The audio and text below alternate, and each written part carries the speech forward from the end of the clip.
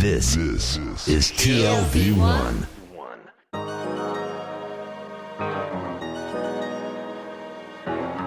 The Tel Aviv Review with Gilad Halpern. Hello and welcome to the Tel Aviv Review, a program dedicated to the word, to the thought and to debate, brought to you by the Leer Jerusalem Institute, which promotes humanistic, democratic and liberal values in the social discourse in Israel.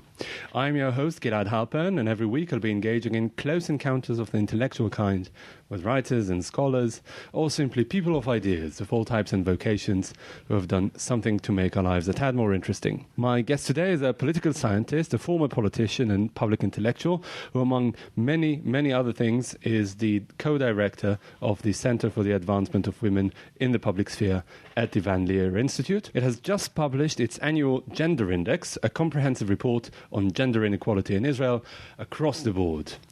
Professor Naomi Chazan, hello and welcome to the Tel Aviv Review. It's a pleasure to be here. So let's start in the end. Since 2004, when this amount of data was collected for the first time, there has been very little improvement. That's correct. Maybe I should go back in order to explain our findings. The first question that arises is why track gender gaps? Why try to get the numbers in different areas on the differences between men and women? And it goes back to a puzzle that many of us began to identify about, I would say, the turn of the century or the turn of the millennium, if you want. Some of key women academics, but also activists, noticed that women were constantly improving on every single measure. More women in the labor market, more educated women, more women in positions of power, etc. And with all this progress, there wasn't any change. In other words, a lot of motion, actually positive motion, no movement. Mm-hmm. Is it because men have made similar progress? And obviously, where women have advanced, men have advanced and even more. And that raised a critical question for us, both as academics, again, and as people with a policy orientation. Perhaps we've been focusing on the wrong question. For many years, and I by myself, as a legislator, for 11 years, together with colleagues, we changed law books in the 1990s and early 2000s on everything probably to do with women in Israel, because the key focus was how to advance women, how to improve the status of women, okay? But if you improve the status of women and the status of men is improving at the same pace and even better, what you're doing is perpetuating a gender gap. And therefore, we realized two very important things. Number one, it's not just the improvement of women, but it's the closing of the gaps that is really important. And that requires a switch in thinking. And the switch in thinking is, this is not about women. This is a social issue. Mm-hmm. And therefore, one has to begin treating the question of gender equality is a social issue, and the challenge as narrowing gender gaps. And for that, you need data. So that's the background. But also, if it's not just about advancing women, I'm trying to think of the flip side of it. Is it really curtailing the advancement of men? What? If to close the gap, if it's not, you said that it's not at all. So not how do you do it? What you have to do is find mechanisms where everybody can do better. Okay, because women who are advancing, the gaps are being perpetuated. What it does is society suffers. Mm-hmm. Let me give you just one example. Please. Perhaps the only area where there is not a gender gap or has been closed entirely is the area of education. 57% of graduates, first degree, are female in Israel. By the way, almost the same percentage of second-degree graduates. And today, 53% of PhDs are female. What's the problem? Education is not getting translated into acceptance into the labor market and promotions. So you've got a problem.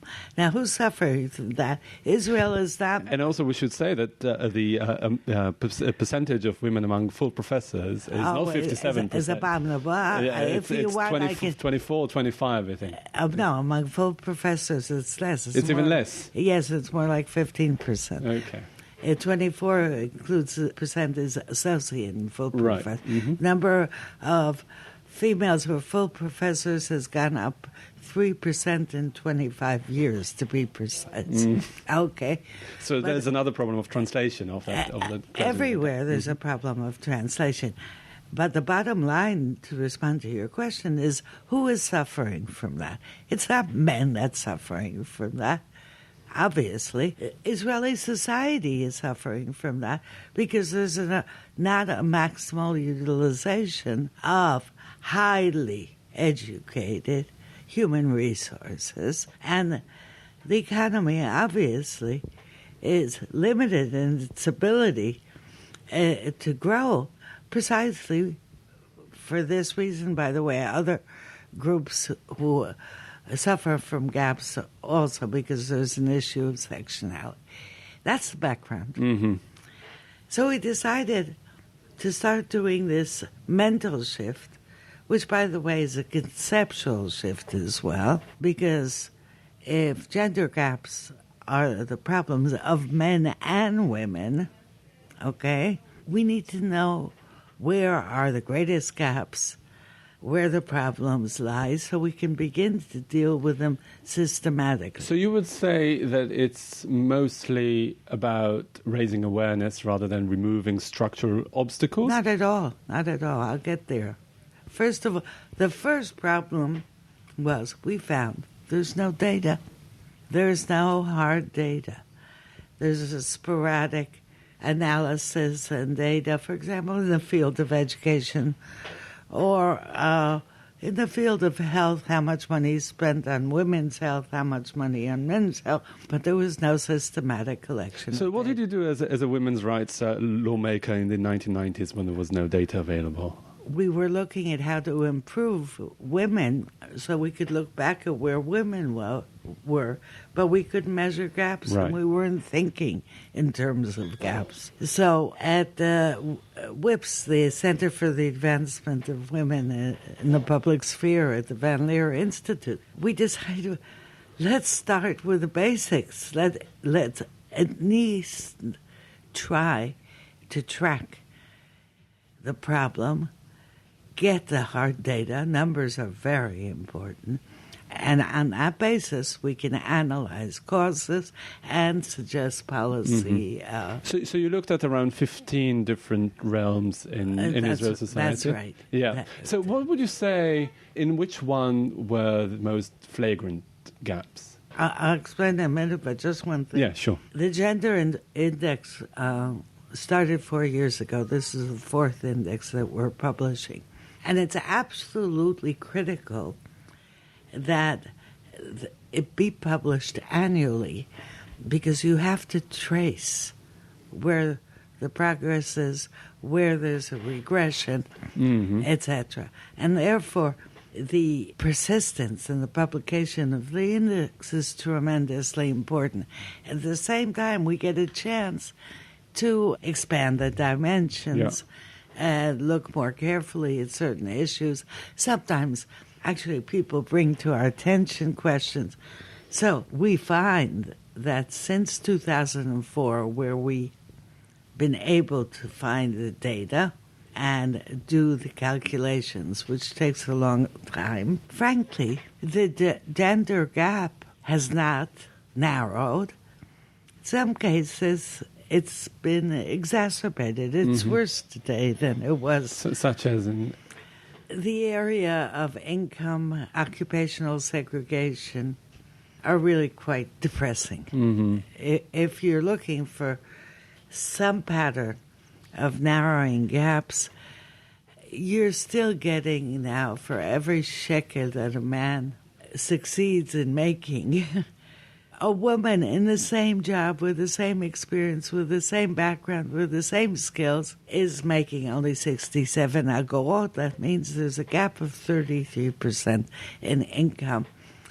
And sometimes when you see a minor narrowing of the gap, it's because the average income of men is being reduced, and not because both men and women are advancing. Why does it happen? Because an employer thinks that if he hires a woman... By the way, most of these figures start with the government as an employer. Right. Okay, so that's public sector figures are the most worrisome. In the private sector, they're greater, but you can always say it's a private employer. Yeah. When it's in the public sector, it's a real problem because it's a violation of all those laws I described. Sure. No, but even if it's a private employer, is he fully aware of the fact that if it's a woman candidate, he can pay her 33% less of what he would offer a man candidate? No. So that's where you get into the details. Men are granted more overtime than women. Obviously, it inflates their income. Mm-hmm. Okay? They're given more perks than women. It inflates their income. They work longer than women, not longer in time, but for more time over the years. And you put it all together, there are a series of excuses that perpetuate a gender gap in income, which is really, really problematic. I'll give you other areas because you see it in health and access to health services, in funds for health care and for research. One sees it in the area, again, of occupational segregation. High tech. Well, let's take health, for example. How does it happen? Because there is public health insurance in Israel. Everyone should have the same amount of access to health care. And there's a majority of women doctors today in the country. So how does it happen? Why does a woman not get the same treatment a man would get? Who, by the way, the majority of women in the health professions now is 70%. In medical schools, it's over 50%. The only trouble is, who is managing the health system? Who's managing? How many directors of hospitals are female? I know of 2 in the entire country.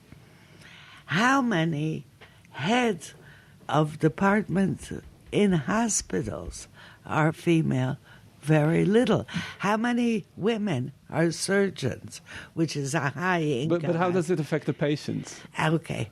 It affects exactly in terms of, you tell me, okay, a woman comes in with sporadic pains in her shoulder. Does she have some kind of inflammation, or is this sign potentially of a heart attack? Now, who's listening to you?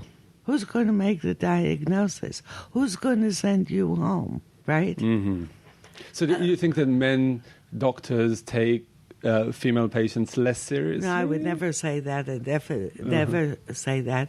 But you have a system that veers a tremendous amount of money resources to cancers that are, for example, only male. Okay? The money still spent on, for example, breast cancer and its ramifications.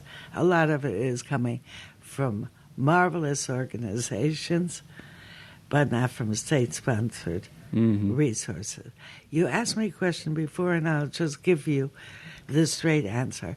The biggest, the deepest areas of inequality are, first of all, power. Okay, there's a rise in women members of Knesset, but there's still about 27%. In Europe, that's not good enough. It's simply not good enough. What's more intriguing is the percentage of women in the upper echelons of the business world, where the number of directors is maybe 18%, as opposed to men, and that's extremely problematic. So is it because, I mean, all these areas that we look You're at... asking the because question before we see what okay. the problem is. Okay, and you're right. I would also jump straight to the... fair enough. to try to look at the explanations. But just a few more tidbits, if Please. I may. Occupational segregation is enormous. 95% of teachers are female today.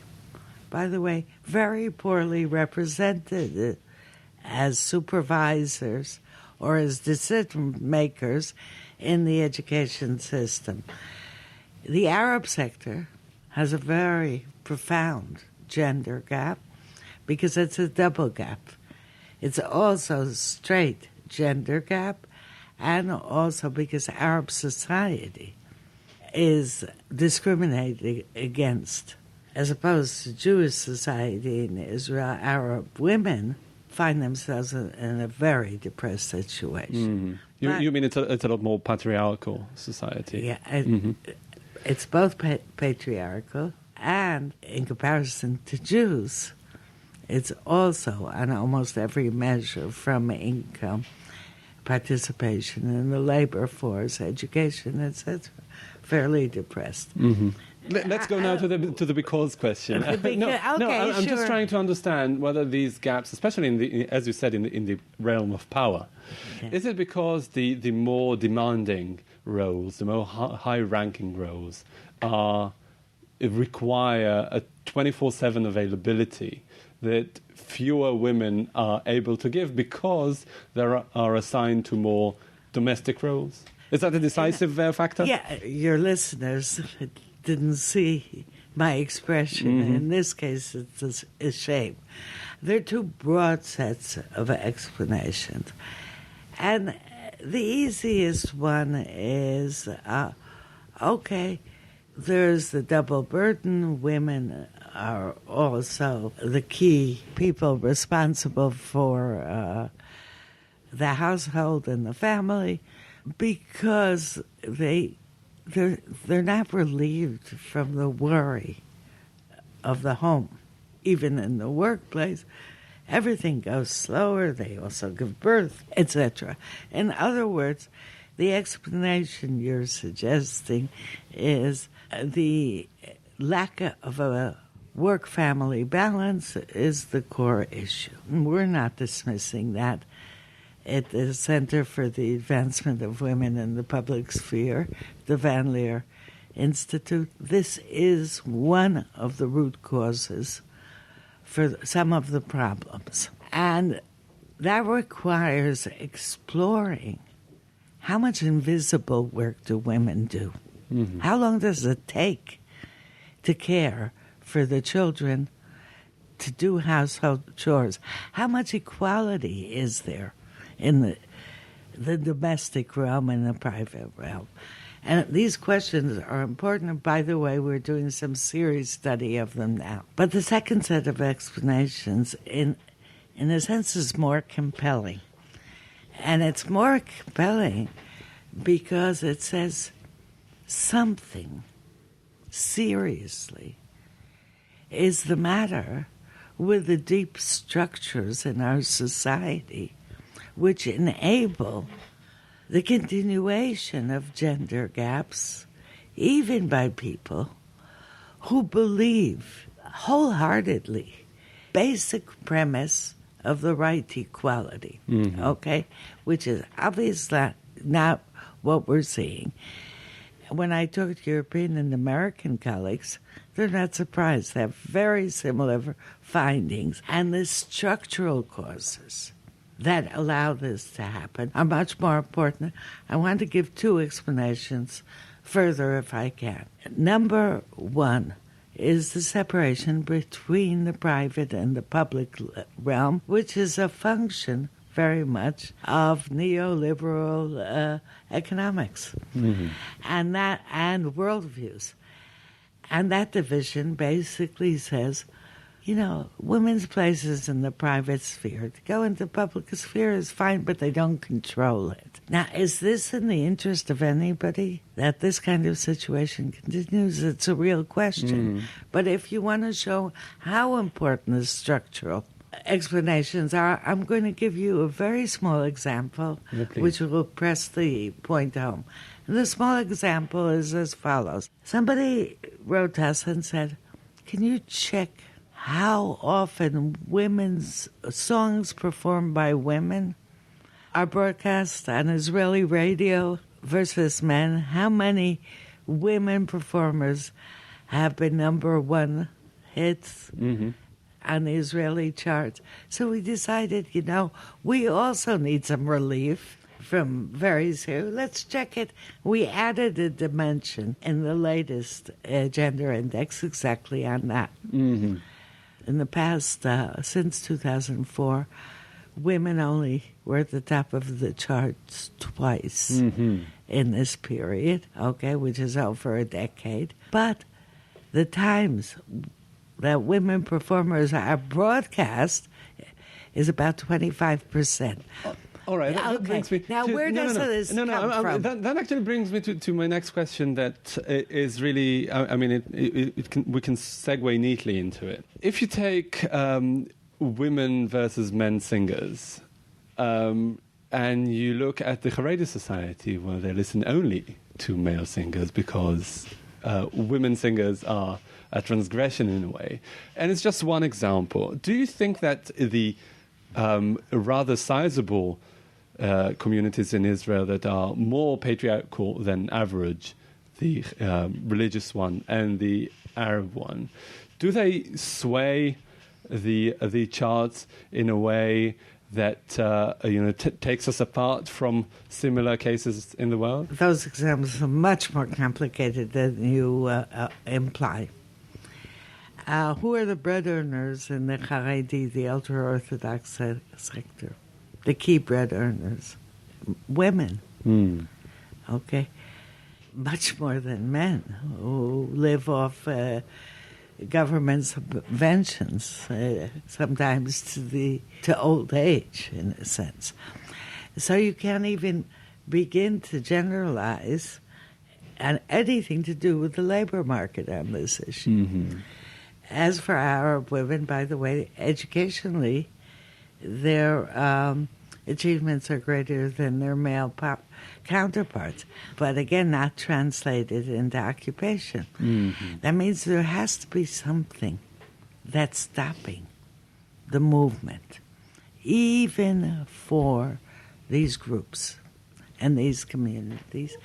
And the explanation here is structural, much more than it is cultural, because the cultural explanation, work-family balance, etc., are explanations which apply with different intensity in different sectors. Put it together, where do we go from here? So is the answer legislation? I'm not sure it's legislation. First of all, it's changing the strategic approach. If it's a social problem that we're dealing with, which we are, or challenge, then the first thing we have to do is start thinking about gender mainstreaming every single issue on the agenda. Example, poverty.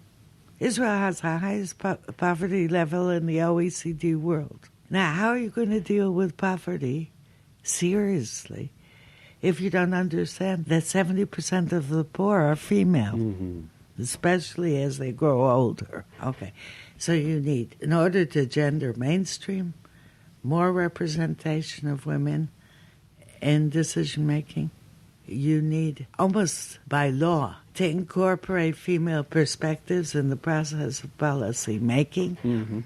And you must try to examine ahead of time the implications of every policy on a gender basis as well.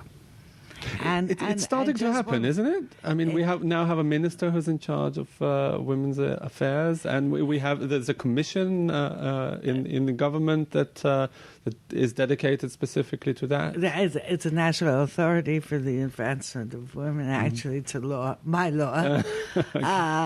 At the moment, there's a minister who, among other things, is also responsible for gender issues. I'm not talking about the framework at the moment. Mm-hmm. First of all, you need the mindset. The most important thing that happened, by the way, partly as a result of these findings and others, is the government decided about 2 years ago to gender mainstream, to use this strategy to deal with a lot of the issues. The only problem is between the decision and the implementation. By gender mainstreaming, you mean narrowing the gender gap? Think strategically about narrowing the gap. Narrowing the gap means women as well as men working together on these issues and applying the tools that I described to every single issue. Don't forget, gender gaps tend to be stronger, weaker, in terms also of different communities, different geographic locations. That's what we call intersectionality. Mm-hmm. And therefore, if we succeed in developing a greater understanding of the gender gaps and finding appropriate solutions, we will essentially be developing tools for closing gaps in other areas as well. All right. Professor Naomi Chazan, political scientist and the co-director of the Center for the Advancement of Women in the Public Sphere at the Van Leer Institute. Thank you very much for this interview. My pleasure. And also big thanks to Tammy Goldenberg, our sound engineer, and to the Van Leer Institute for the generous support. If you like this podcast, there are many more where it came from. Just go to www.tlv1.fm/podcasts and take your pick. Check out our new website, telavivreview.org, and like us on Facebook. You can follow me on Twitter at Gilad_Halpern. I tweet mainly about the review, and don't hesitate to get in touch with your comments and suggestions. Join us again next week for another edition of the Tel Aviv Review, and until then, goodbye. When the night comes, he turns off the light, everything's numb. A certain delight fills him with hope. He's ready to go.